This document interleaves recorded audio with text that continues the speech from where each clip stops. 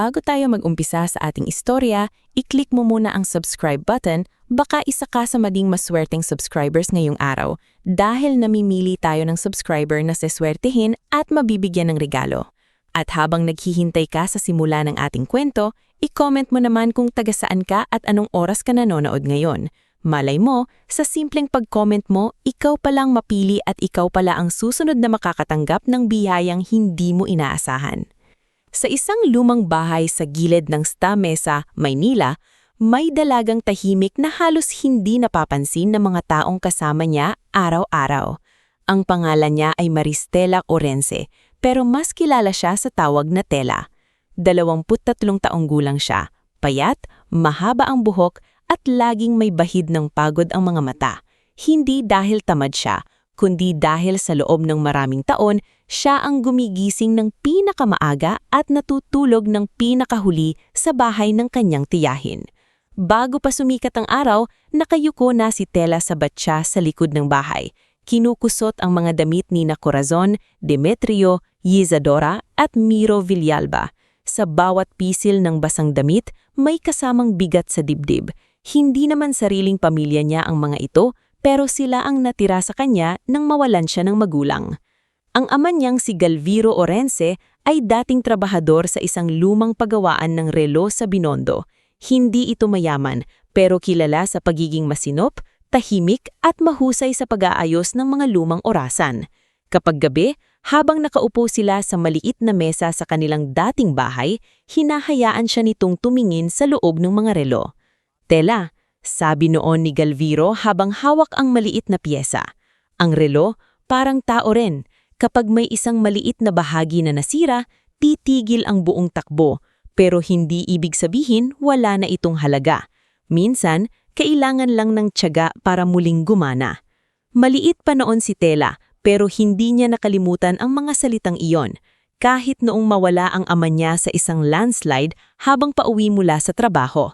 Kahit noong ang ina niyang si Serafina ay unti-unting nanghina sa lungkot at sakit hanggang tuluyan na ring pumanaw.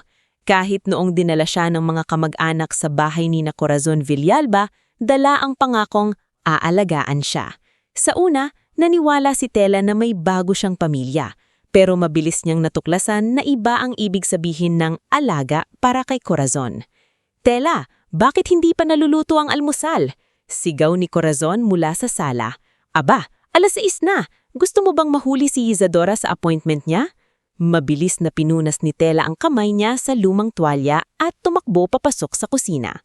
"Pasensya na po, Tia Corazon. Tinapos ko lang po ang mga nilabhan." "Ayan na naman ang dahilan mo," singhal ni Corazon, habang nakasuot ng makapal na kolorete kahit nasa bahay lang. "Kung hindi ka namin kinupkop, saan ka pupulutin ngayon? Sa lansangan? Kaya ayusin mo ang kilos mo." Hindi sumagot si Tela. Sanay na siya. Mas madali ang manahimik kaysa ipagtanggol ang sarili sa bahay na walang nakikinig. Sa hapagkainan, nakaupo si Demetrio Villalba, asawa ni Corazon, habang nagbabasa ng lumang dyaryo at umiinom ng kape. Dating ahente ng lupa si Demetrio, pero ilang taon nang walang maayos na transaksyon. Mahilig siyang magyabang sa dating koneksyon niya, ngunit ang totoo, marami na siyang utang. Sa kabila niya, si Miro, ang kanilang anak na lalaki ay nakatunganga sa cellphone at naglalaro kahit ilang beses nang inalok ng trabaho ng mga kakilala ng ama. "Tela," sabi ni Demetrio nang hindi naman lang siya tinitignan. "Lagyan mo nga ng kape ko, matabang." "Opo, tito." Paglapit ni Tela, siniko siya ni Miro at natawa. "Ate Tela, bagay sa'yo talaga ang amoy sabon panlaba. Baka yan na ang pabango mo habang buhay." Nagtawanan silang tatlo. Kahit si Corazon ay napangisil.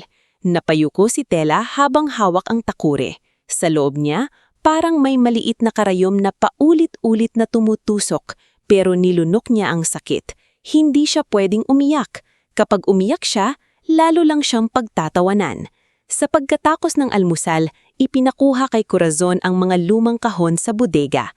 May mga gamit doon na matagal nang hindi binubuksan. Mga lumang damit, sirang electric fan, ilang kahon ng papel, at ang maliit na supot ng alaala ni Tela mula sa kanyang ama. Doon nakalagay ang lumang magnifying glass, maliit na screwdriver at 2 sirang pocket watch na hindi niya mabitawan kahit paulit-ulit nang pinapapatapon ni Corazon. "Tia, huwag po sanang galawin ito," pakiusap ni Tela nang makita niyang hawak ni Corazon ang supot. Kumunot ang noo ni Corazon. "Ano na naman ito?" "Mga gamit po ni Papa, sa kanya po ito." "Ano namang silbi niyan?" sabi ni Corazon. "Kalawang, sirang relo, kung ano-anong basura. Puno na ang bahay natin ng walang kwentang gamit." "Hindi po basura yan," mahinang sagot ni Tela. Napatingin si Demetrio mula sa pinto ng bodega. "Anong hindi basura? Yang ama mo, wala ring iniwan kundi problema. Kung hindi dahil sa amin, matagal ka ng palaboy." Nanigas si Tela. Gusto niyang sumagot. Gusto niyang sabihin na mabuting tao ang ama niya, na kahit mahirap sila noon, hindi sila nanlamang ng kapwa. Pero pinili niyang yakapin na lang ang supot. Mula sa labas, narinig ang boses ni Mang Iking, ang matandang magtataho na palaging dumaraan sa eskinita. "Taho! Mainit na taho!" Saglit na tumingin si Tela sa bintana. Si Mang Iking ang isa sa kakaunting taong ngumingiti sa kanya nang walang hinihinging kapalit. Kapag may natira itong taho sa umaga, binibigyan siya ng maliit na baso. "Lumabas ka sandali," bulong ni Mang Iking kapag nakikita niyang nagwawalis sa tapat. "Mainit-init pa ito, para may laman naman ng sikmura mo." "Mang Iking, wala po akong pambayad," lagi niyang sagot. "Aba, sinisingil ba kita? Kapag umangat ka sa buhay, saka mo na ako ilibre ng pape." At pareho silang tatawa, kahit sandali lang. Sa hapon, pumunta si Tela sa maliit na junk shop sa kabilang barangay. Doon niya minsang tinutulungan si Aloncio Nonoy Sarmiento, ang may-ari, sa pag-aayos ng sirang wall clock. Kapalit nito, pinapayagan siyang maghalungkat ng lumang pyesa na maaari niyang pagpraktisan. "Oh, Tela," bati ni Nonoy nang makita siya. "May nahanap akong maliit na gear kahapon, baka magamit mo." Tumingala si Tela at bahagyang ngumiti. "Salamat po, Kuya Nonoy." "Hindi ka ba napapagod?" tanong nito habang inaabot ang maliit na lata ng mga pyesa. "Sa bahay niyo, parang lahat ng utos sa'yo binabagsak." Napayuko si Tela. "Sanay na po." Hindi dapat sinasanay ang sarili sa pananakit ng iba, seryosong sabi ni Nonoy. "Mabait ka, pero hindi ibig sabihin dapat ka nilang apakan." Hindi nakasagot si Tela. Kadalasan, kapag may taong nagmamalasakit sa kanya, mas lalo siyang naiiyak dahil naaalala niyang posible pala iyon, ang tratuhing tao. Bago umuwi, dumaan siya sa pawn shop kung saan nagtatrabaho ang kaibigan niyang si Pina Lualhati. Si Pina ay working student, mabilis magsalita, at laging mukhang pagod, pero may tapang na hindi taglay ni Tela. "Oh, bakit parang piniga ka na naman ng mundo?" tanong ni Pina nang makita ang mukha niya. "Wala," pilit ng ngiti ni Tela. "Pagod lang." "Pagod o inapi na naman?" Hindi sumagot si Tela. Napabuntong hininga si Pina. "Tela, kailan ka aalis doon?" "Saan ako pupunta?" "Dito muna sa amin kung kailangan." "Hindi pwede, maliit lang ang bahay niyo, may mga kapatid ka pa." "Mas mabuti ng masikip kesa araw-araw kang nilalait." Napatingin si Tela sa hawak niyang maliit na lata ng pyesa. "Kailangan ko lang makapag-ipon. Gusto kong magtayo ng maliit na repair shop balang araw. Kahit maliit lang, kahit isang mesa lang muna. Tatawagin ko sanang Orense Timepieces." Ngumiti si Pina. "Maganda, parang mamahalin." "Hindi, plano yan. Magkaiba ang pangarap sa plano. Ang pangarap, iniisip lang. Ang plano, unti-unting ginagawa." Dinala ni Tela ang mga salitang iyon pa uwi. Ngunit pagpasok pa lang niya sa bahay, sinalubong siya ng mabigat na hangin. Nasa sala sina Corazon, Demetrio, Isadora at Miro. May mga papeles sa mesa. Nakakunot ang noo ni Demetrio at halatang may masamang balita. "Nasaan ka galing?" tanong ni Corazon. "Sa junk shop po. Kumuha lang ng pyesa." "Junk shop na naman," irap ni Isadora. "Kaya amoy kalawang." Hindi pinansin ni Tela ang insulto. Napansin niya ang mga papeles. May problema po ba? Tumikhim si Demetrio. Kailangan mong pirmahan yan. Lumapit si Tela sa mesa. Ano po ito? Waiver, sabi ni Demetrio. Isusuko mo ang anumang karapatan mo sa lumang lupa ng tatay mo sa probinsya. Kami na ang bahala doon. Nanlamig ang kamay ni Tela. Pero, Tito, yun na lang pong natitirang alaala ni na Papa at Mama. Alaala ba? Tumaas ang boses ni Corazon. Alaala bang magbabayad sa utang natin? Alaala bang magpapakain sa atin? Utang natin po, mahinang sagot ni Tela. Hindi naman po ako ang nangutang. Biglang tumahimik ang sala. Matalim na tumingin si Demetrio. Anong sinabi mo? Napaatras si Tela pero nag-ipon siya ng lakas. Ang sabi ko po, hindi ko po kayang pirmahan yan. Hindi ko alam kung tama. Tumayo si Corazon. Wala kang utang na loob. Tia, hindi po sa ganon.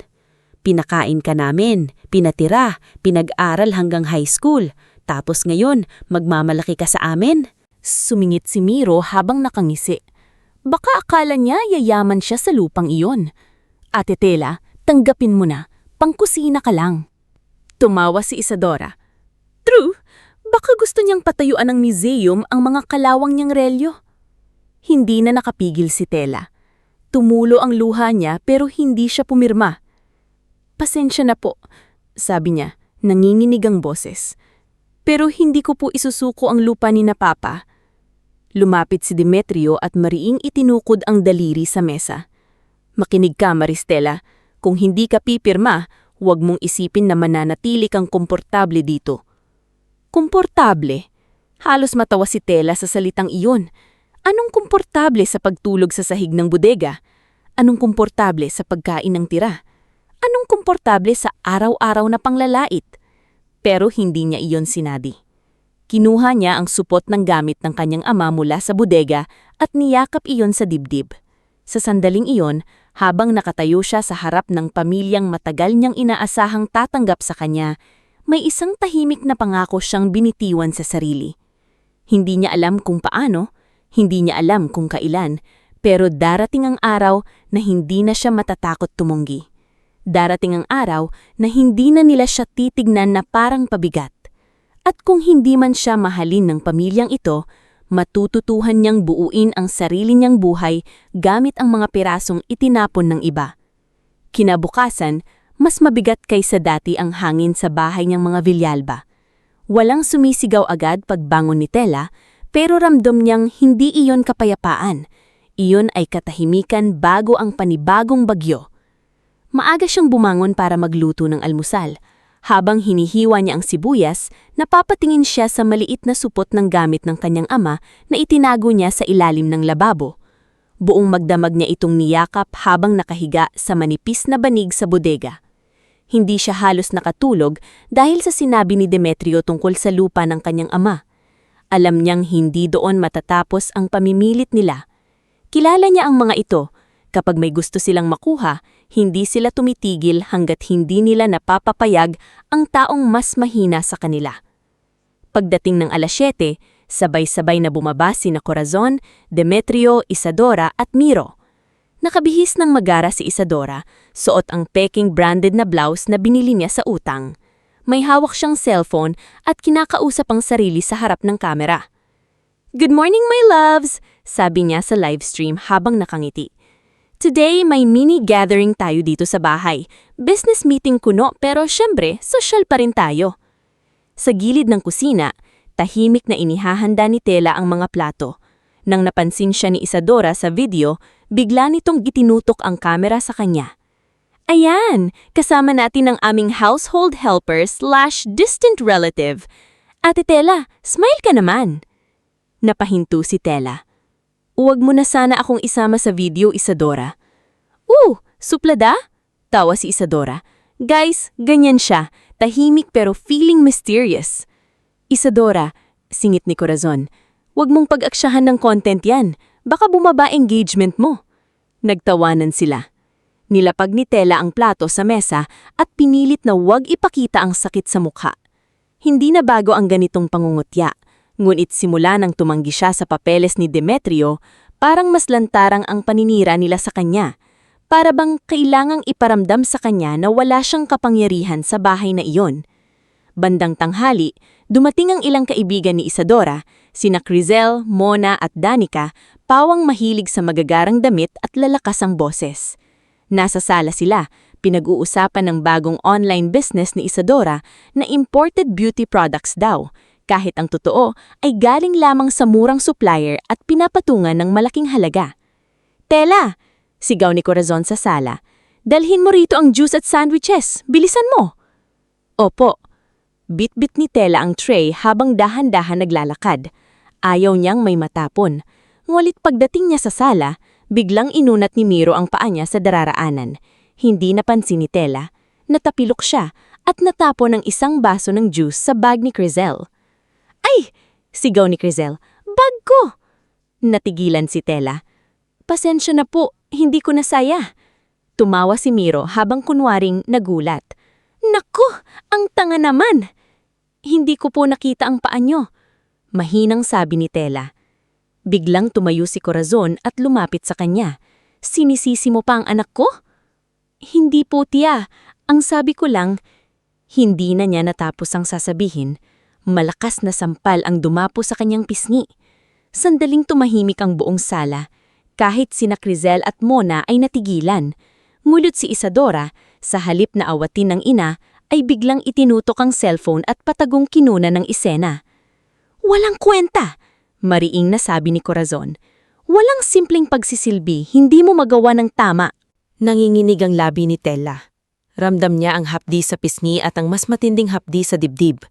Maraming beses na siyang napahiya, pero iba ang sakit kapag ginagawa iyon sa harap ng ibang tao, habang siya ang pinagmumukhang walang modo. "Linisin mo yan!" utos ni Demetrio mula sa upuan. "At pagkatapos, umalis ka muna sa paningin namin, nakakasira ka ng araw." Dahan-dahang yumuko si Tela para pulutin ang nabasag na baso. Ngulit nang mahawakan niya ang isang matalim na piraso, nahiwa ang kanyang daliri.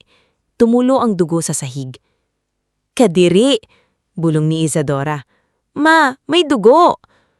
Napatingin si Tela sa kamay niya, pagkatapos ay sa mga mukha nilang walang kahit kaunting awa. May biglang nabasag sa loob niya. Hindi galit ang una niyang naramdaman. Pagod. Pagod na pagod siya. Tumayo siya, iniwan ang tray at lumabas ng bahay kahit umuulan. Wala siyang payong, wala siyang sinelas na maayos. Suot niya pa ang luma at kupas na damit pambahay. Ngulit sa sandaling iyon, mas gugustuhin pa niyang mabasa sa ulan kaysa manatili sa sala kung saan paulit-ulit siyang ginagawang katatawanan. Naglakad siya ng walang malinaw na pupuntahan. Dumaan siya sa masikip na eskinita, sa tindahang sarado pa, sa pader na may mga lumang poster. Ang ulan ay dumadaloy sa mukha niya, hinahalo ang luha at tubig hanggang hindi na niya alam kung alin ang alin. Nang makarating siya sa likod ng lumang subdivision, tumigil siya sa tabi ng abandonadong bahay. Matagal nang walang nakatira roon. Sabi ng mga kapitbahay, dating bahay iyon ng isang matandang kolektor na namatay ng walang pamilya. Ilang araw nang may mga kahon na nakatambak sa labas, marahil ay itinapon lang bagong may-ari na naglilinis ng lote. Naupo si Tela sa gilid ng bangketa para pahupiin ang kaba. Doon niya napansin ang isang kahon na basa na sa ulan. Nakabukas ito ng kaunti. Sa loob ay may basag na frame, lumang papel, ilang aklat na kinakain na ng amag, sirang fountain pen at isang relo. Hindi iyon maganda sa unang tingin. Makapalang alikabok, kupas ang metal, basag ang gilid ng salamin at wala nang halos saysay ang strap. Pero may kakaiba sa bigat nito ng damputin niya. Hindi tulad ng mga mumurahing relo sa bangketa. May lamig ito sa palad, mabigat, parang gawa sa matibay na metal na hindi basta kinakalawang. Tumingin siya sa dial. Tumigil ang kamay nito sa alas 12:30. "Tumigil ka rin pala?" bulong niya, tila kinakausap ang relo. "Pareho tayo." Hindi niya alam kung bakit niya iyon isinilid sa bulsa. Siguro dahil naalala niya ang ama. Siguro dahil hindi niya kayang iwan ang isang sirang bagay sa ulan. O siguro dahil sa mundo ni Tela, mas madaling mahalin ang bagay na itinapon kaysa taong marunong manakit. Nang humina ang ulan, bumalik siya sa bahay. Sa pintuan pa lang sinalubong na siya ng iritadong mukha ni Corazon. "Saan ka nagpunta?" Akala mo ba drama-drama lang dito? Iniwan mo ang kalat sa sala.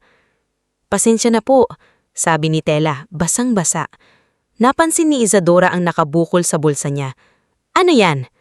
Wala. Wala? Pakita nga. Bago pa makaiwas si Tela, hinablot ni Miro ang bulsa ng damit niya at nahulog ang lumang relo sa sahig. Gumulong ito hanggang sa paanan ni Isadora.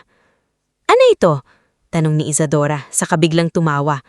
Kadiri, relo ba ito o takip ng lata?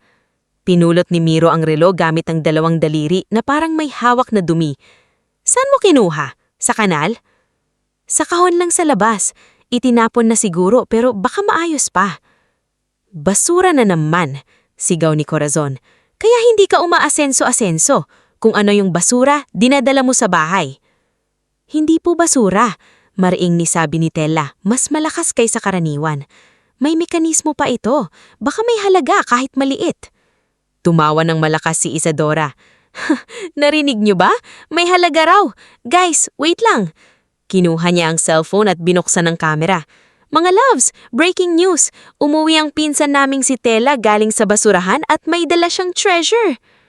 Isadora, tama na. Pakiusap ni Tela. Pero lalo itong natuwa. Itinututing ni Isadora ang kamera sa mukha ni Tela pagkatapos sa relo. Ay ano, vintage daw. Baka mabenta ng 10 piso. Hindi 10 piso, dagdag ni Miro habang tumatawa. Baka 5 piso lang kasama kalawang. Nasa gilid si Demetrio, tahimik na nanunood nung una. Ngunit nang makita niyang hawak ni Miro ang relo, bigla itong tumayo. Akin na nga yan. Inabot ni Miro ang relo. Sinuri ito ni Demetrio ng mabilis at umirap. Basura. Wala kang ibang dinadala rito kundi malas. Tito, akin na lang po. Ako na po ang magtatago. Hindi ko naman po ilalagay kung saan-saan. Hindi. Malamig ang sagot ni Demetrio. Tatapusin na natin ang kabaliwan mo. Naglakad siya patungo sa pinto. Naintindihan agad ni Tela ang gagawin nito. Ihahagis niya ang relo sa kanal. Tito, huwag! Sigaw ni Tela. Hinabol niya si Demetrio at hinawakan ang braso nito. Nagulat ang lahat dahil bihirang lumaban si Tela. Napalingon si Demetrio, galit na galit. Bumitaw ka. Pakiusap po. Akin na lang po yan. Wala namang pong halaga sa inyo.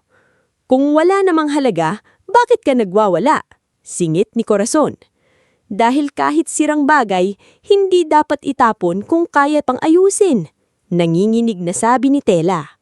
Yan po ang itinuro sa akin ni Papa. Sandaling tumahimik si Demetrio. Ngunit imbes na maawa, ngumiti siya. Yang papa mo, namatay na mahirap, kaya huwag mong ipagmalaki ang mga itinuro niya. Parang sinaksak si Tela sa dibdib, ngunit hindi niya binitawan ang braso ni Demetrio. Sa pagkakagulat, nawalan ng balanse ang relo sa kamay nito at nahurog sa sahig. Mabilis itong dinampot ni Tela at yanakap sa dibdib. Hindi niyo po ito itatapon, sabi niya. Napaawang ang bibig ni Isadora. Wow! Matapang na siya! Nandidilim ang mukha ni Corazon. Kung ganyan ka na sumagot, doon ka sa bodega matulog at simula bukas, wala kang kakainin dito hanggat hindi ka marunong rumispeto. Hindi sumagot si Tela. Dala ang relo, pumasok siya sa maliit na bodega. Isinara niya ang pinto at doon lang siya tuluyang napahagulgol. Hindi niya iniyakan ng gutom. Hindi niya iniyakan ang parusa. Iniyakan niya ang paulit-ulit na pagyurak sa alaala ng kanyang ama. Nang humupa ang iyak, inilabas niya ang lumang kit ni Galviro. Mahina ang ilaw sa bodega, kaya gumamit siya ng maliit na flashlight. Dahan-dahan niyang pinunasan ang relo. Tinanggal ang dumi sa gilid, inikot ang likod, at sinubukang buksan ang takip gamit ang pinakamanipis na screwdriver. Matagal bago bumigay ang likod ng relo. Nang bumukas ito, napahinto si Tela. Sa loob, sa ilalim ng kalawang at alikabok, may nakaukit na maliit ngunit malinaw na marka.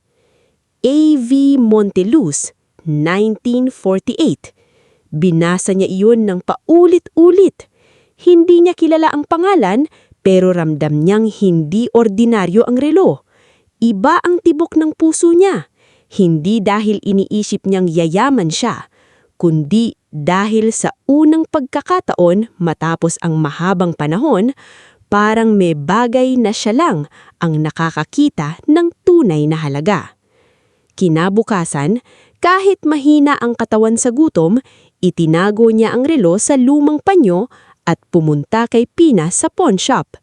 Pagpasok niya, agad napansin ng kaibigan ang sugat sa daliri at pasa sa pisngi. "Tela?" Gulat na sabi ni Pina. "Ano na naman ang ginawa nila sa'yo?" "Wala na iyon," iwas ni Tela. "May ipapakita ako." Inilabas niya ang relo at inilapag sa maliit na mesa. Pinagmasdan ito ni Pina. Noong una ay nagduda ito, pero nang makita ang ukit sa loob, kumunot ang noo niya. "Monteluz?" bulong ni Pina. "Parang narinig ko na ito." "Saan?" "Hindi ko sure, pero may mayamang pamilya na Monteluz. May mga barko, building, museo, basta sobrang yaman. Pero hindi namin ito pwedeng tanggapin dito. Masyadong luma at baka kailangan ng expert." "Expert?" Tumanggo si Pina. "May kilala ang boss ko sa eskolta, si Basilio Quirante. Matandang eksperto sa antigong gamit. Medyo masungit daw ang tao, pero magaling. Dalhin mo sa kanya." Nakabahan si Tela. "Paano kung pagtawanan lang din ako niya?" Mahigpit na hinawakan ni Pina ang kamay niya. "Hindi lahat ng tao katulad ng pamilya mo. At kahit pagtawanan ka niya, ano ngayon? Mas masakit pa ba iyon kaysa sa araw-araw mong dinaranas?" Napatingin si Tela sa relo. Sa basag na salamin nito, nakita niya ang refleksyon ng sariling mukha. Pagod, sugatan, pero may munting apoy na nagsisimulang mabuhay sa mga mata. "Pupunta ako," sabi niya. At habang hindi pa alam ng pamilya Villalaba ang tunay na bigat ng bagay na pinagtawanan nila, nagsimula ng umikot muli ang kapalaran ni Tela. Hindi sa ingay, hindi sa paghihiganti, kundi sa isang lumang relo na muntik nang pumunta sa kanal. Maagang maaga pa lang ay nakapila na si Tela sa sakayan papuntang eskolta. Hawak niyang mahigpit ang maliit na panyo kung saan nakabalot ang lumang relo. Hindi niya ito inilagay sa bag dahil natatakot siyang mawala, mabangga o maagaw. Habang nakasakay siya sa jeep, paulit-ulit niyang binabasa sa isip ang pangalang nakita sa loob ng relo. A.V. Monteluz, 1948. Hindi niya alam kung anong ibig sabihin noon. Pangalan ba iyon ng may-ari? Tap ka ba ng gumawa? O baka simpleng ukit lamang ng isang taong mahilig maglagay ng inisyal sa gamit? Pero kahit anong pilit niyang kumbinsihin ang sarili na huwag umasa, may parte sa kanya na nagsasabing hindi ordinaryo ang bagay na hawak niya. Pagbaba niya sa eskolta, sinalubong siya ng mga lumang gusali, makikinit na kalasada, at amoy ng lumang kahoy na hinalo ng usok ng sasakyan. Ibang-iba ito sa ingay ng bahay ni Corazon. Dito, kahit luma ang paligid, may dignidad. Parang bawat bitak ng gusali ay may kwento. Bawat bintana ay may naiwang alaala.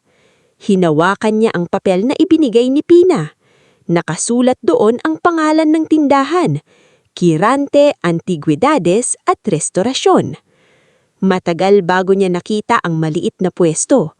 Nasa pagitan ito ng saradong tailor shop at lumang tindahan ng libro. Hindi malaki ang karatula, pero malinis at maayos ang loob. Sa bintana, nakadisplay ang mga lumang oras, makinilya, porselanang baso at ilang painting na kupas na ang kulay, ngunit halatang iningatan. Hininga ng malalim si Tela bago pumasok. Pagbukas ng pinto, tumunog ang maliit na kampana. Mula sa loob ng tindahan, lumabas ang isang matandang lalaki na makapal na salamin, puting buhok at mukha ng taong sanay magmasdan bago magsalita. Siya ang Basilio Quirante. Anong kailangan mo? Tanong nito. Hindi masungit ang boses pero malamig. Magandang umaga po. Mahinang bati ni Tela. Ako po si Maristela Olense. Pinapunta po ako rito ni Pina Luwalhati. May dala po akong relo na baka pwede ninyong tingnan. Marami akong tinitingnang relo araw-araw. Sagot ni Basilio. Karamihan, walang halaga. Ang iba, peke.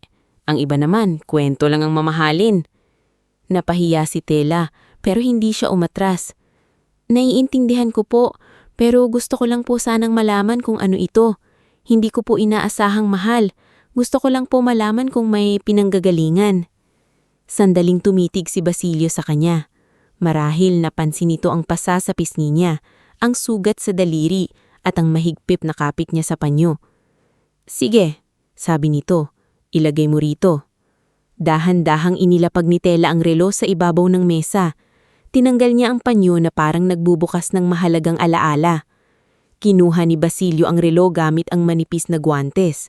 Noong una, normal lang ang mukha nito. Sinilip ang salamin, kinapa ang gilid, tinignan ang likod. Ngunit nang buksan niya ang takip at makita ang ukit, biglang nagbago ang tingin niya. Ulitin mo nga, mahinang sabi ni Basilio. Saan mo ito nakuha? Napakapit si Tela sa gilid ng mesa. Sa kahong itinapon sa labas ng abandonadong bahay sa may lumang subdivision. Basa na po sa ulan.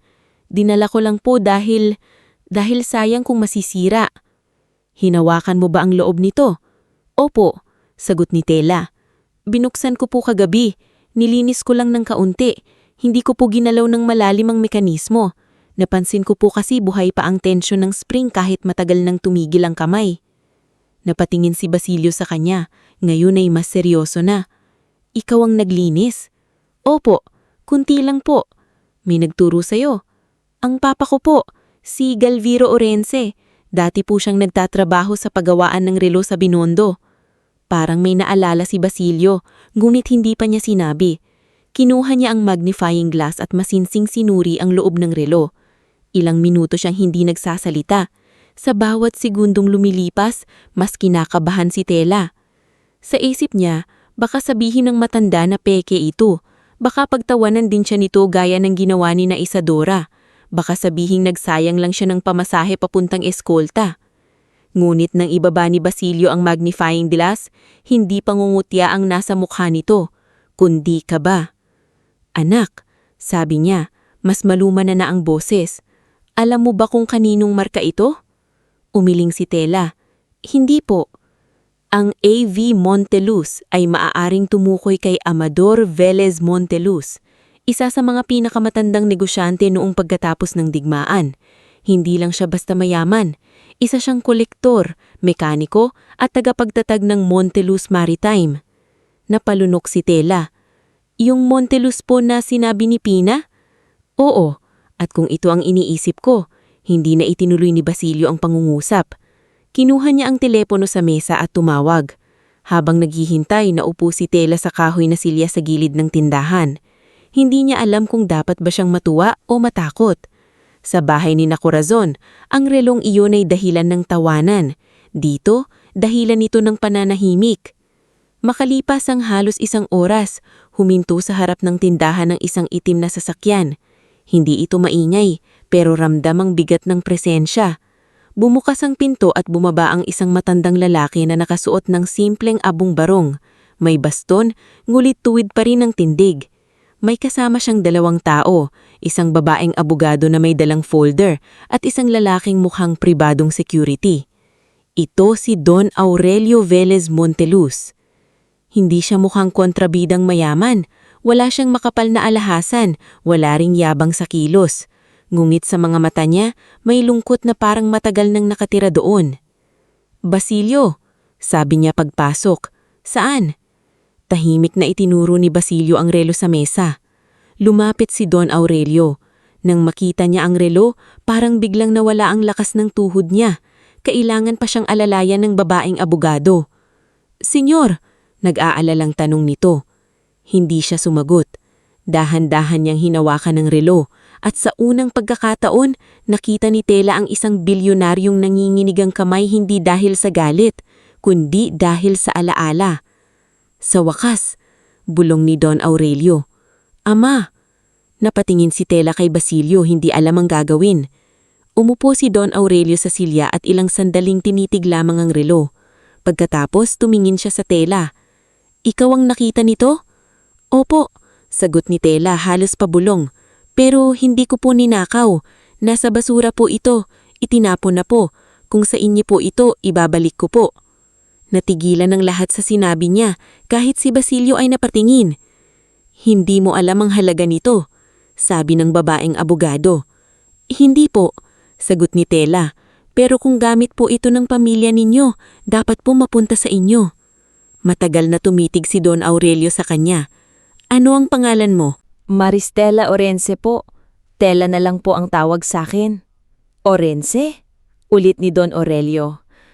May kilala akong Orense noon. Galviro. Napatayo si Tela.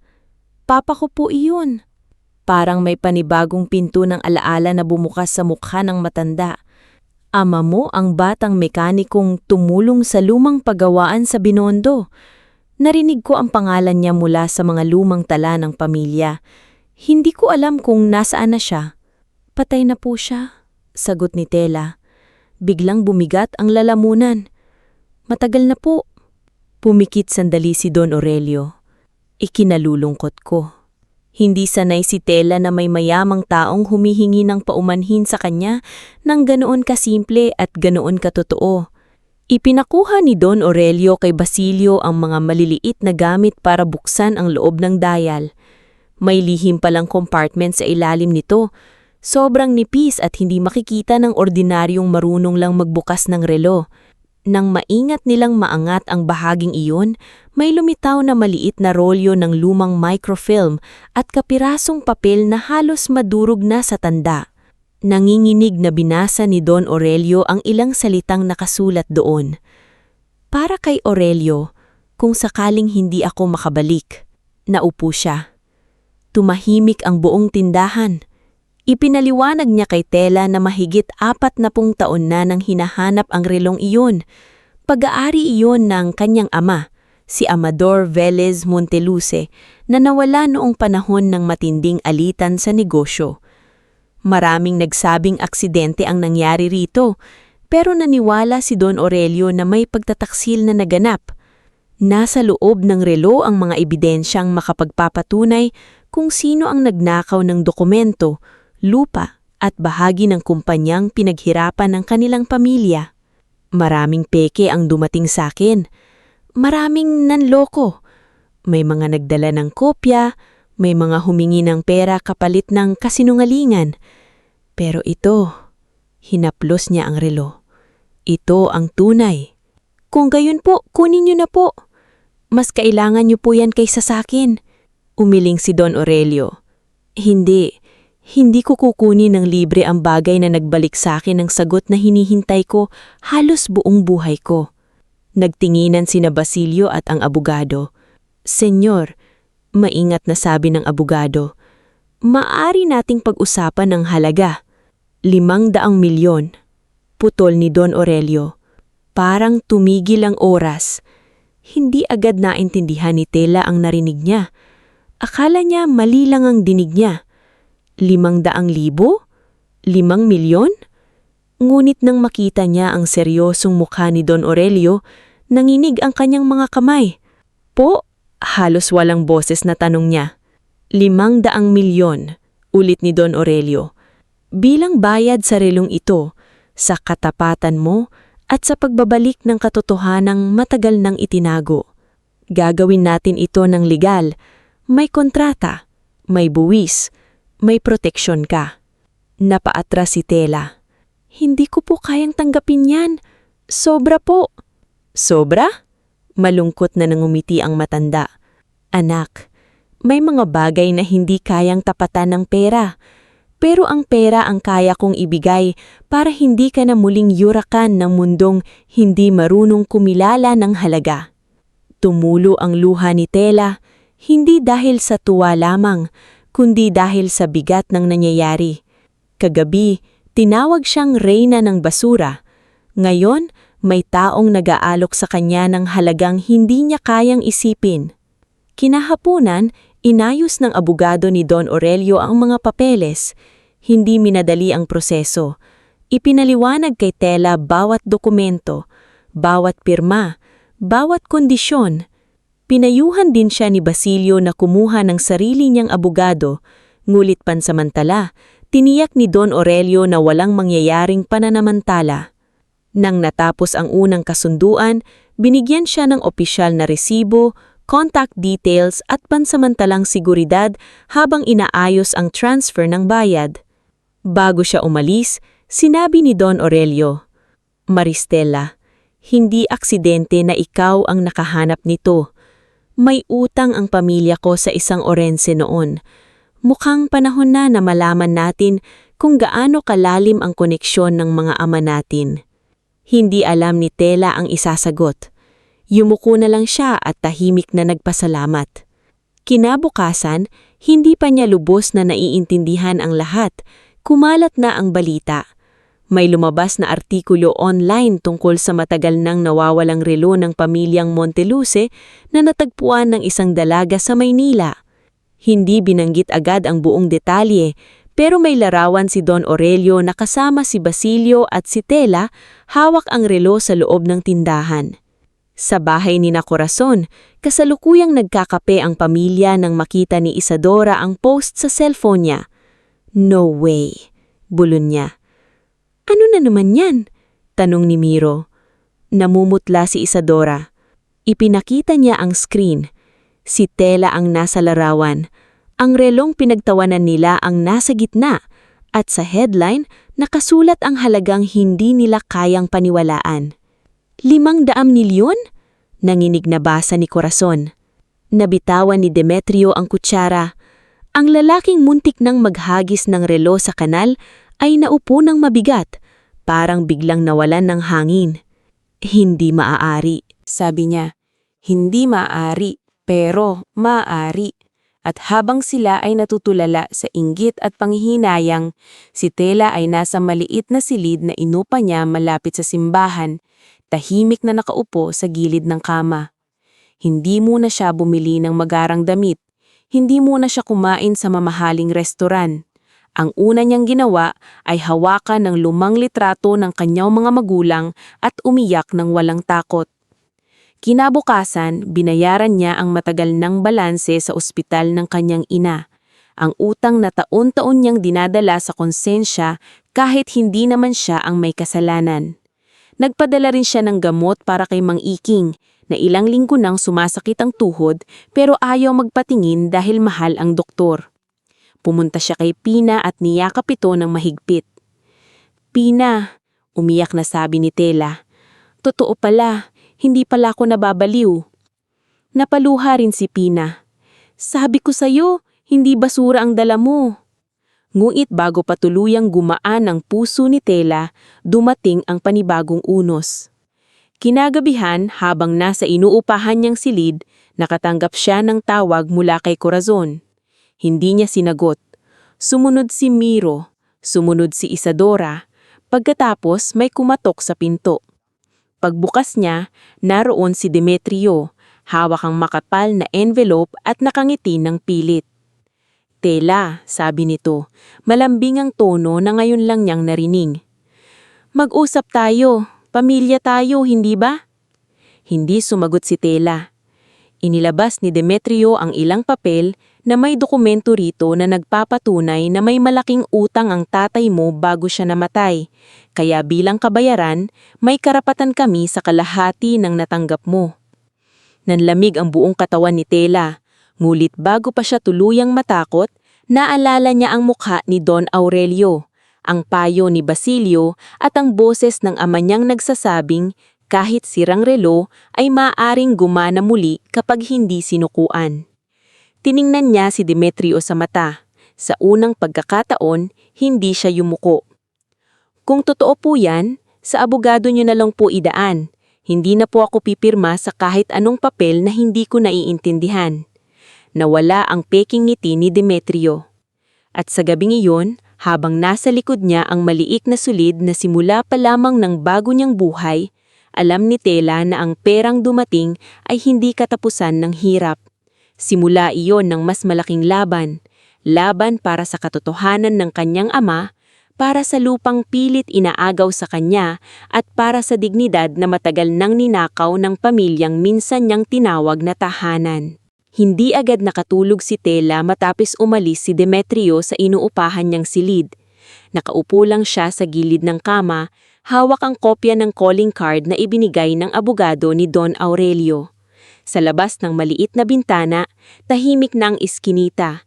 May malayong tunog ng tricycle, may aso na tumatahol, at may ilaw ng poste na kumikislap sa basapang kalsada.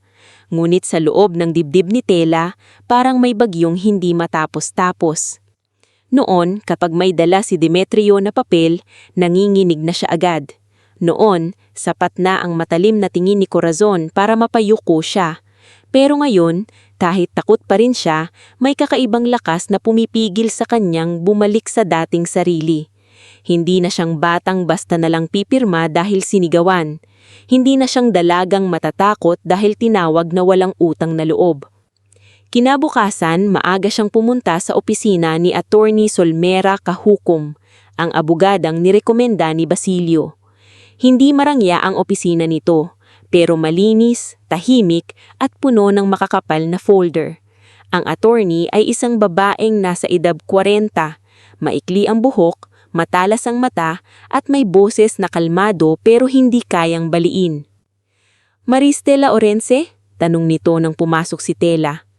"Opo, Tela na lang po." "Umupo ka, Tela. Kinuwento sa akin ni Senyor Ontilus ang nangyari, pero gusto kong sa'yo mismong manggaling ang lahat." Doon nagsimulang magsalita si Tela. Ikinuwento niya ang pagkamatay ng kanyang ama, ang pagpanaw ng kanyang ina, ang pagtira niya sa bahay ni Corazon, ang mga taon ng pag-aalpusta, ang mga papeles na pinapapirma sa kanya, at ang pagpunta ni Demetrio sa inuupahan niyang silid upang angkinin ang kalahati ng pera. Sa una, maiingat ang boses niya, pero habang nagsasalita, unti-unting lumalabas ang bigat na matagal niyang kinimkim. Tahimik na nakinig si Attorney Solmera. Hindi siya nagulat sa bawat detalye, hindi rin siya nagdrama.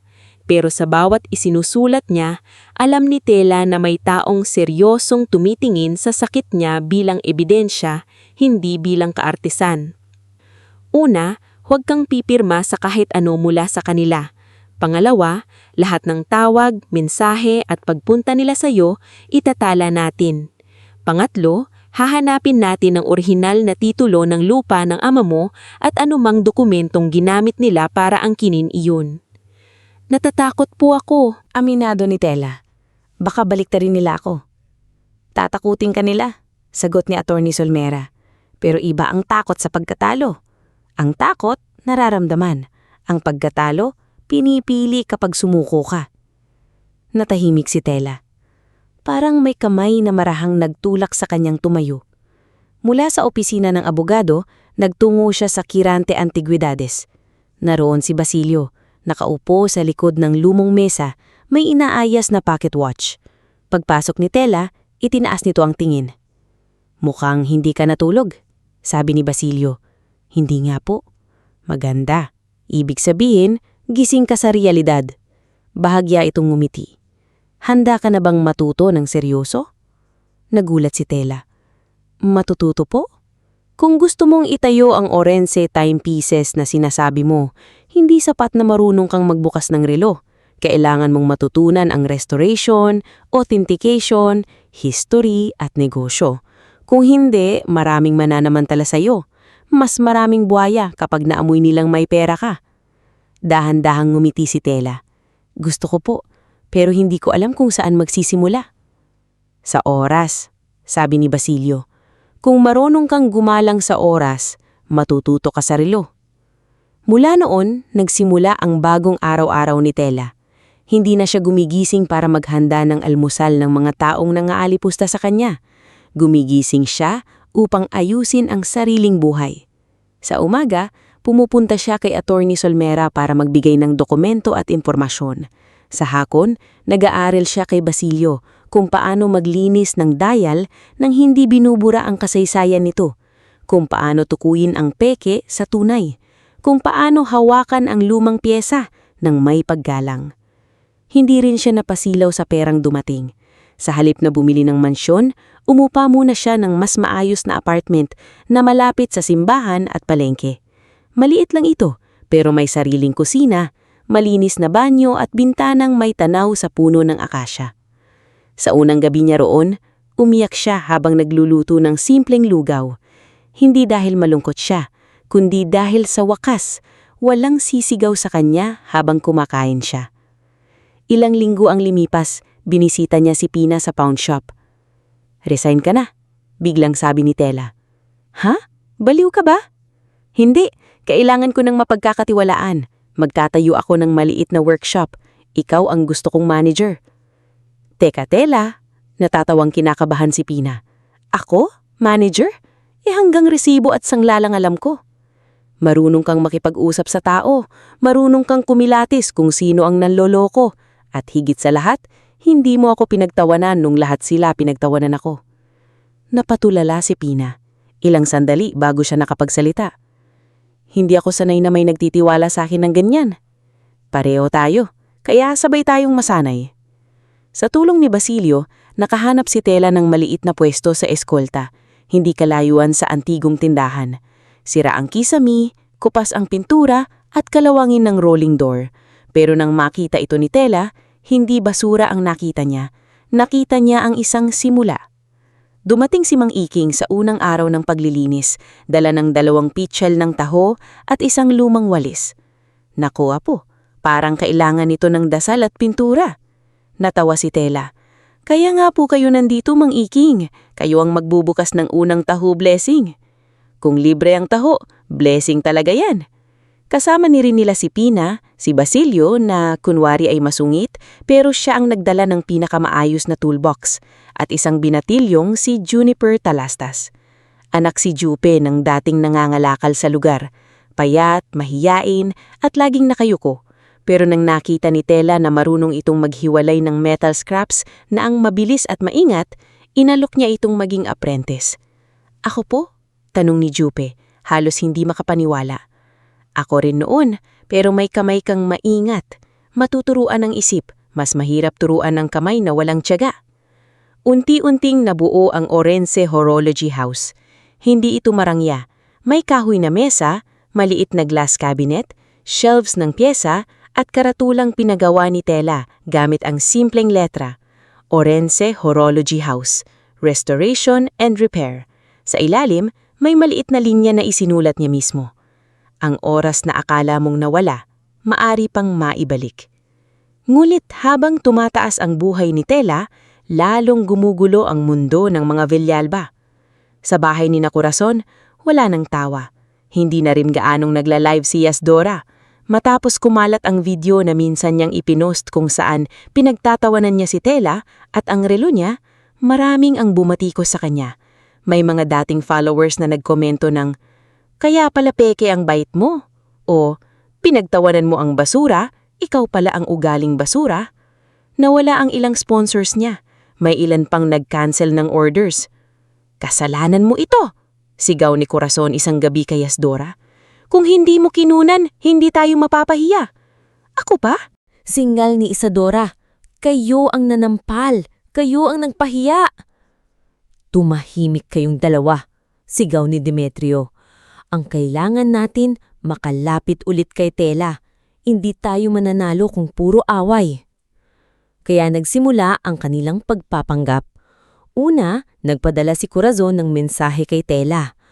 "Anak, may sakit si Tia. Sana madalaw mo ako. Miss na miss kita." Matagal na tinitigan ni Tela ang mensahe.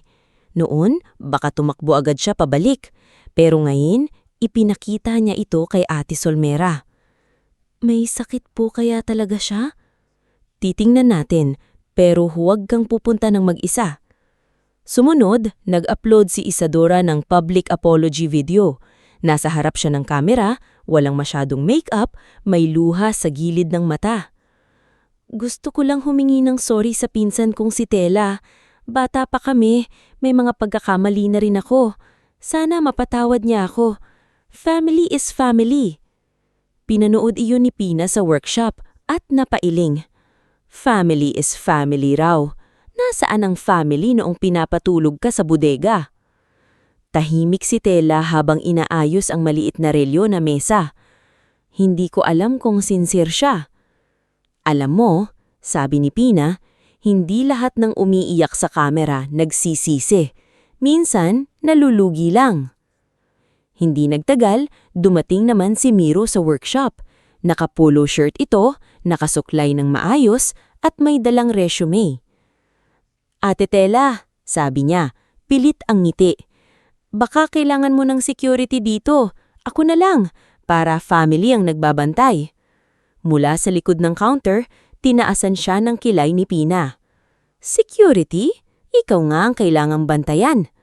Napangitin ng pilit si Miro. Joke ka talaga, Pina.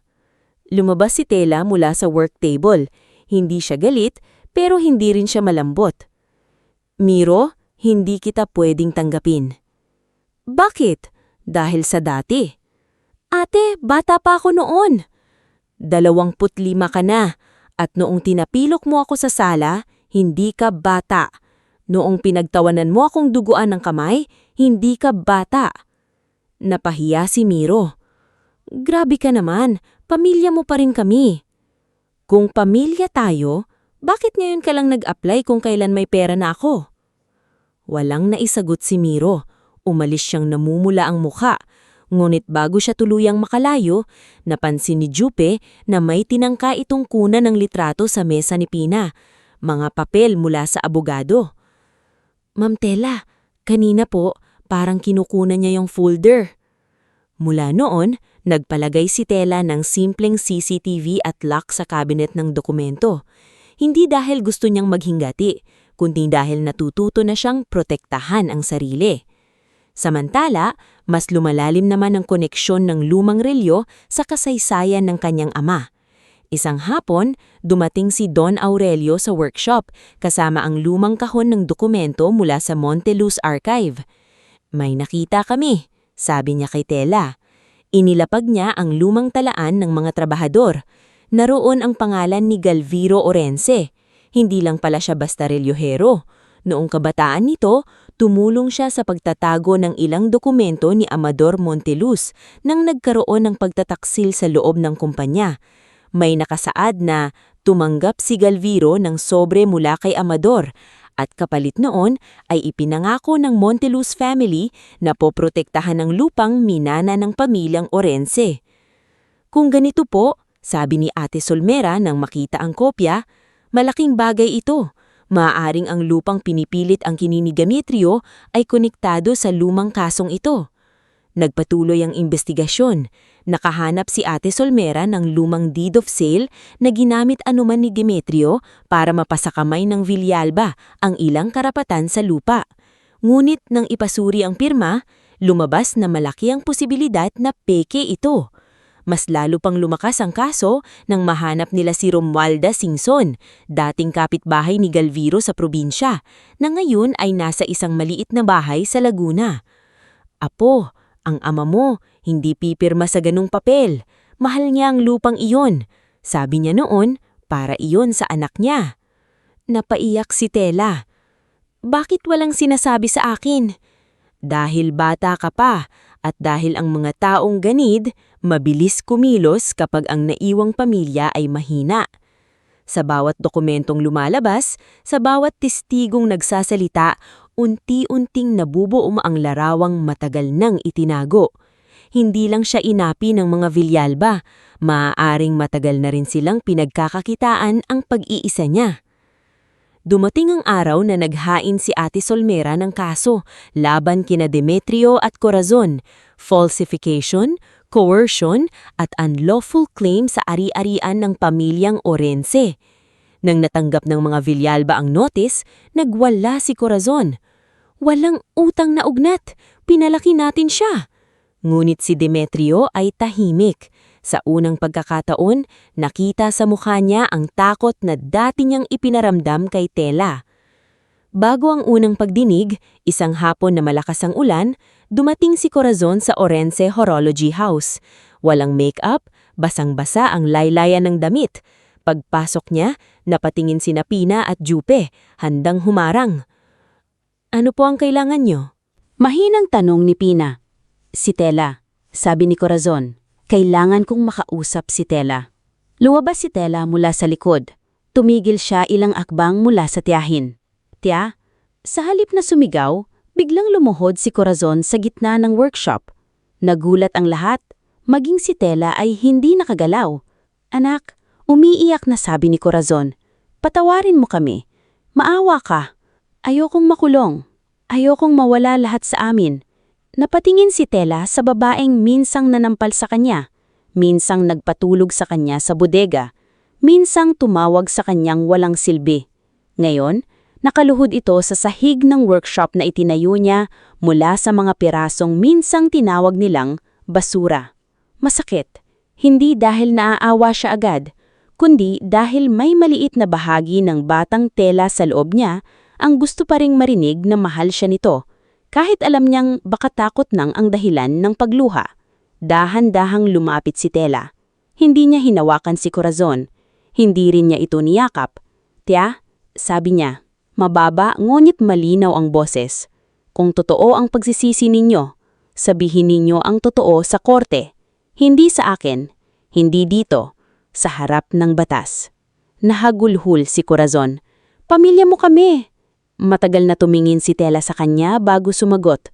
"Matagal ko pong hinintay na maramdaman yan, pero ang pamilya, hindi lang tinatawag kapag kailangan na ng tulong." Sa labas, patuloy ang ulan. Sa loob, tahimik na nakatayo si Tela sa gitna ng kanyang sariling tindahan, napapalibutan ng mga relong unti-unting binubuhay muli. At sa unang pagkakataon, hindi na siya ang babaeng naghihintay na piliin ng pamilya. Siya na ang taong pipili kung sino ang karapat-dapat manatili sa buhay niya. Pagkatapos ng araw na lumuhod si Corazon sa loob ng Orense Horology House, hindi agad gumaan ang pakiramdam ni Tela. Akala niya noon, kapag nakita ang mga taong nang aapi sa kanya, ay natutong yumuko, magiging magaan ang dibdib niya. Akala niya mararamdaman niya ang tamis ng tagumpay, ang sarap ng hustisya, ang init ng paghihiganting na matagal niyang hindi sinasabi pero palihiming na dinadala. Ngulit ng gabing iyon, habang nakaupo siya sa maliit na mesa sa kanyang apartment at nakatitig sa lumang gamit ng kanyang ama, wala siyang naramdaman kundi pagod. Hindi pala laging masaya ang lumaban. Minsan, kahit tama ang ipinaglalaban mo, masakit pa rin dahil ang kaharap mo ay mga taong minsang mong tinawag na tahanan. Tinawagan siya ni Pina ng gabing iyon. "Tuluyan ka bang nanghina?" tanong nito sa kabilang linya. "Kanina ka kitang tinatawagan." "Iniisip ko lang," sagot ni Tela. "Kung aatras ka?" Matagal na hindi sumagot si Tela. Sa katahimikan, narinig niya ang mahinang tiktak ng lumang wall clock na rinestore niya mismo. Hindi iyon mamahalin. Hindi rin iyon kasing halaga ng relo ni Amadar Monteluce. Pero sa kanya, mahalaga iyon dahil unang relo iyon na nabuhay muli sa kamay niya matapos siyang makaalis sa bahay ni Corazon at Demetrio. "Hindi ako aatras," sabi niya sa wakas. Pero hindi ibig sabihin, hindi ako nasasaktan. Bumuntong hininga si Pina. "Alam ko, pero tandaan mo, Tela, hindi porke naaawa ka, mali na ang ipaglaban ang totoo." Kinabukasan, dumating ang unang pagdinig. Hindi marangya ang korte. Mainit sa labas. Maraming taong naghihintay. May mga abogadong nagmamadali at may mga pamilyang tahimik na kakahaba sa gilid. Dumating si Tela kasama si Attorney Solmera Kahumak, si Pina, si Basilio at si Don Aurelio. Naandun din si Mang Iking, nakapolo shirt na halatang bagong plansya, hawak ang sombrero sa dibdib na parang papasok sa simbahan. "Naku apo," bulong ni Mang Iking kay Tela. "Kung nanginginig ang tuhod mo, huwag kang mag-alala. Yung akin nga matagal nang nanginginig kahit walang korte." Napangiti si Tela sa gitna ng kaba. "Salamat po, Mang Iking." Sa kabilang bahagi ng pasilyo, naandoon sina Corazon, Demetrio, Isadora, at Miro. Ibang-iba na ang itsura nila. Si Corazon ay walang dating kolorete at mamahaling alahas. Si Demetrio ay nakukunot ang noo, ngunit wala na ang dating tindig na parang kayang takutin ang lahat. Si Isadora ay nakayuko, hawak ang cellphone niya, pero hindi na nagre-record. Si Miro laman ay hindi makatingin ng diretsyo kay Tela. Nang nagsimula ang pagdinig, tahimik na nakaupo si Tela sa likod ni Attorney Solmera. Bawat salitang lumalabas sa loob ng korte ay parang mabibigat na bato. Falsification, coercion, unlawful claim, emotional abuse, pananampalata sa menor de edad noon, peking dokumento, sa pilitang pagpirma. Una sa tumistigo si Mang Iking. Dahan-dahang lumakad siya papunta sa harap.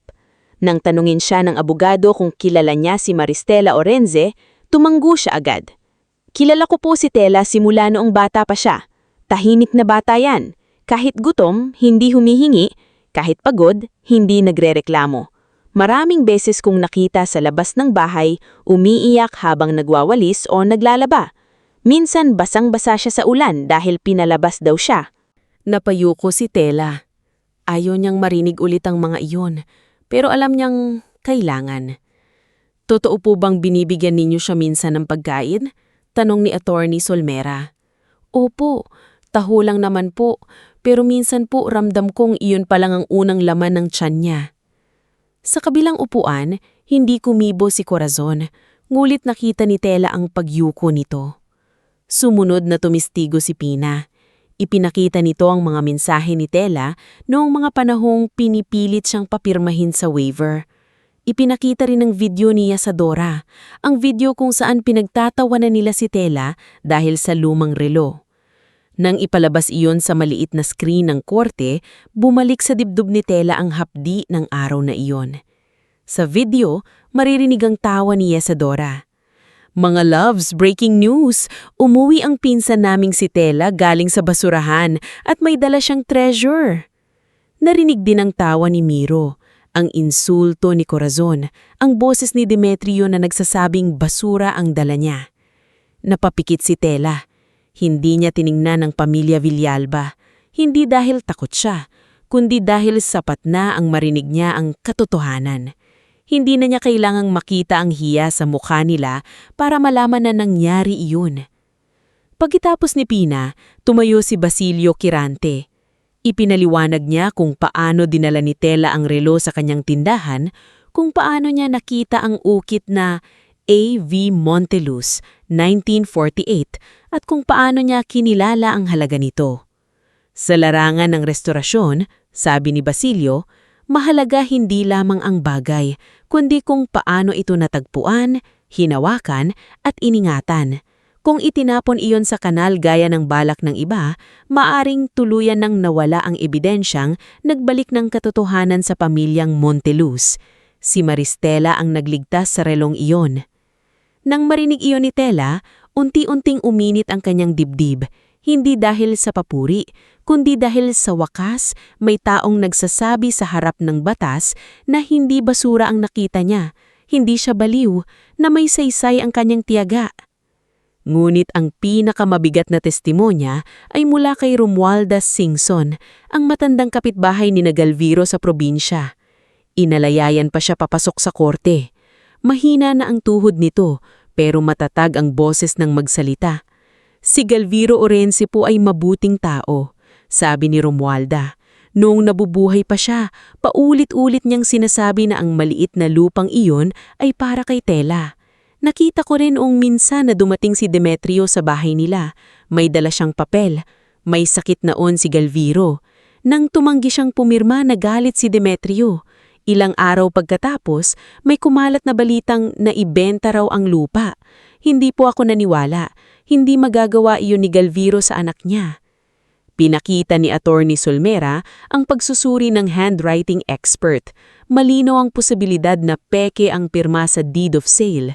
Dagdag pa roon, may kopya mula sa archive ni Don Aurelio na nagpapatunay na may koneksyon ang lupang iyon sa lumang kasunduan ng pamilyang Monteluz at Orense.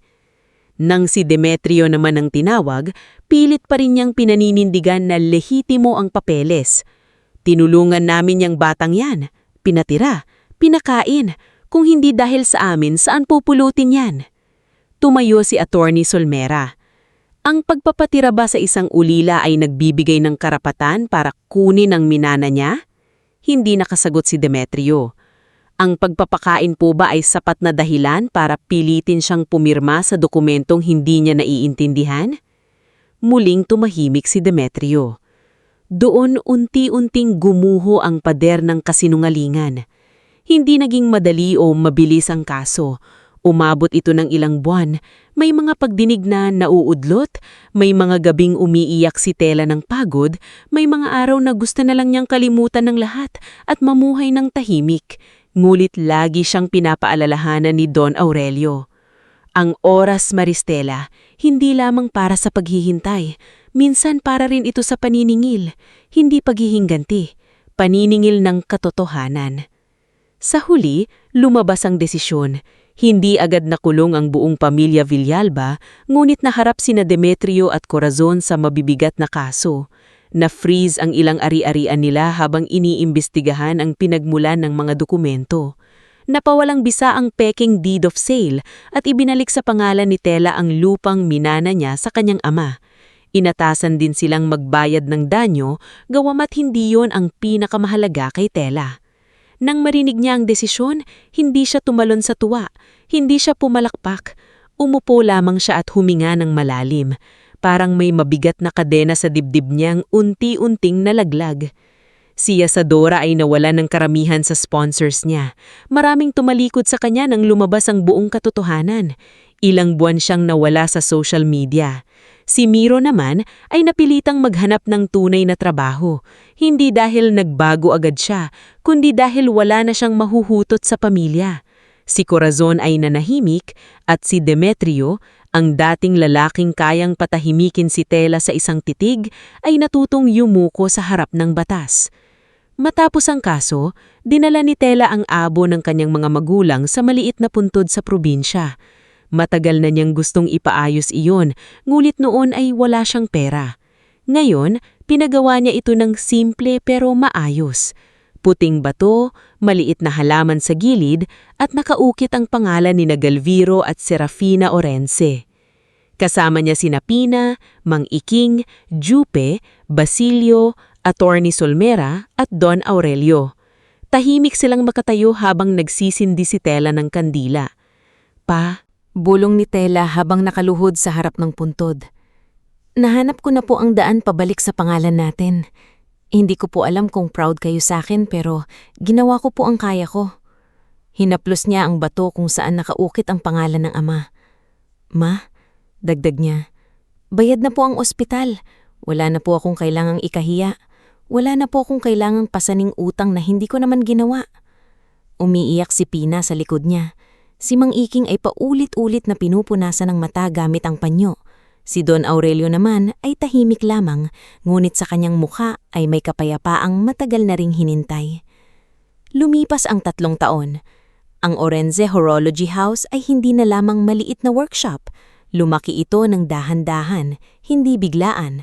Mula sa isang mesa at glass cabinet, naging respetadong restoration studio ito sa Escolta.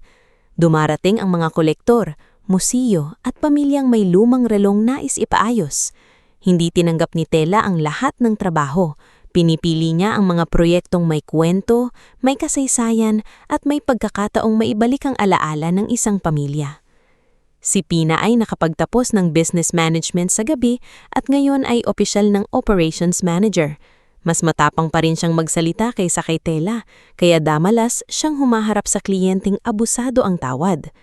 Sir, sabi niya minsan sa mayamang kliyente, hindi po ukay-ukay ang kasaysayan. Kung gusto ninyo pong ipagawa ng tama, respetuhin natin ang oras at kamay ng gumagawa. Si Jupe naman ay naging mahusay na apprentice. Marunong na siyang magbukas ng pocket watch, maglinis ng pyesa, at magturo sa mas batang trainee. Nakapag-aral na rin siya ng 2 kapatid gamit ang sahod niya. Si Mang Iking kahit hindi na kailangang magtinda araw-araw ay may maliit na pwesto sa tabi ng workshop. Siya mismo ang may gusto niyon. Ayaw kong tumigil, sabi niya kay Tela. Kapag tumigil ako, baka kalawangin din ako gaya ng lumang relo. Kaya tuwing umaga, may taho sa harap ng Orense Horology House. At kapag may batang walang pambili, pinapasingil ni Mang Iking kay Tela kahit hindi naman talaga siya naniningil. Si Don Aurelio naman, katuwang si Tela, ay nagpatayo ng Monteluce Orense Time Museum sa bahagi ng dating lupang na ibalik sa kanya. Hindi ito sobrang enggrande sa labas, pero sa loob ay puno ng kasaysayan, mga lumang relo, larawan ng mga manggagawa, tala ng mga pamilyang minsang natabunan ng pangalan ng mayayaman at isang espesyal na silid para sa relong natagpuan sa basura. Sa araw ng pagbubukas ng museo, maraming dumalaw, mga taga-eskolta, dating kapitbahay, mamamahayag, estudyante at mga ordinaryong taong nakiusyoso. Nakasuot si Tela ng simpleng puting damit. Wala siyang makapal na alahas. Sa kanyang leeg ay maliit na pendant na gawa mula sa sirang gear ng lumang relo ng ama. Bago magsimula ang programa, nakita niya sa labas si Corazon. Payat ito, mas matanda tingnan at wala nang dating yabang. Kasama nito si Isadora, tahimik at simple ang suot. Wala si Demetrio dahil patuloy pa rin ang legal na usapin nito sa ibang kaso. Si Miro naman ay nasa malayo, hindi sigurado kung dapat lumapit. Lumapit si Corazon kay Tela. Ilang sandali itong hindi nakapagsalita. "Tela," sabi nito sa basag na boses, "hindi ko alam kung may karapatan pa akong pumunta." Tiningnan siya ni Tela. Wala nang galit na sumabog sa dibdib niya. May kirot pa rin, oo. May alaala pa rin, pero hindi na iyon kasing talim noon. "Bukas po ang museo sa lahat," sagot ni Tela. Napaluha si Corazon. "Patawad, hindi ko na alam kung ilang beses dapat sabihin pero patawad." Tahimik si Tela. Pagkatapos, sinabi niya, "Tiya, hindi ko pa kayang sabihin na parang walang nangyari, pero hindi ko na rin gustong mabuhay na nakakadena sa galit. Pinapatawad ko kayo sa paraan na kaya ko, pero may hangganan na ang pagpasok ninyo sa buhay ko." Tumanggi si Corazon habang umiiyak. "Naiintindihan ko. Tutulong ako kung kailangan ninyo ng legal na paraan para makapagsimula ulit, pero hindi na ako magpapagamit. Hindi na ako pipirma dahil naawa ako. Hindi na ako babalik sa dati." Sa unang pagkakataon, walang sagot si Corazon, at sapat na iyon. Nang buksan ang pangunahing silid ng museo, tumayo si Tela sa harap ng salaming kahon. Nandoon ang lumang relo ni Amador Velez Monteluz. Maayos na itong na-restore, ngunit hindi binura ni Tela ang lahat ng gasgas. Iniwan niya ang ilang marka upang maalala ng lahat na dumaan ito sa panahon, ulan, basura at kamay ng mga taong hindi nakakita ng halaga nito. Sa tabi ng relo, may maliit na plaka. Ang relong itinapon, ang katotohanang ibinalik, at ang dalagang naniniwalang hindi lahat ng sira ay wala ng halaga. Tumingin si Tela sa mga taong nasa paligid niya. Kay Pina na nakangiti, kay Jupe na proud, kay Mang Iking na may dalang taho kahit bawal sana sa loob, kay Basilio na kunwari hindi naiiyak, at kay Don Aurelio na tahimik na nakatayo sa tabi ng larawan ng kanyang ama. Huminga ng malalim si Tela. "Maraming salamat po sa pagpunta," sabi niya sa harap ng mga bisita. "Noon, akala ko ang halaga ng isang bagay ay nakikita sa kinang, sa presyo, o sa pangalan ng may-ari. Pero natutunan ko na minsan, ang pinakamahalaga ay yung mga bagay na hindi agad napapansin. Ang relo pong ito ay itinapon, pinagtawanan at muntik nang mawala. Pero dahil hindi ito binitawan, naibalik nito ang katotohanan sa dalawang pamilya." Tumigil siya sandali. Nangingilid ang luha niya, ngunit hindi siya naputol. Ganon din po siguro ang tao. May mga taong minamaliit, tinatawag na pabigat, tinuturing na basura. Pero kapag nabigyan ng pagkakataon, kapag may naniwala, kapag natutong lumaban, kaya pala nilang buuin muli ang sarili nila. Pumalakpak ang mga tao. Hindi malakas sa una pero unti-unting lumawak hanggang mapuno ang buong silid ng tunog. Hindi na iyon tulad ng tawanan ng mga Villalba, ito ay tunog ng pagkilala. Sa gabing iyon, matapos magsara ang museo, naiwan si Tela sa harap ng lumang relo. Pinatay na ang karamihan sa ilaw, ngunit may munting sinag na tumatama sa salaming kahon. Sa refleksyon, nakita niya ang sarili. Hindi na ang batang nanginginig sa bodega, hindi na ang dalagang basang-basa sa ulan, hindi na ang pinagtatawanan dahil may dalang luma at sira. Nakita niya ang isang babaeng marunong nang humawak ng sariling oras. At sa wakas, hindi na niya kailangang patunayan sa pamilyang nang api sa kanya na mahalaga siya. Dahil matagal na pala siyang mahalaga, hindi lang nila nakita.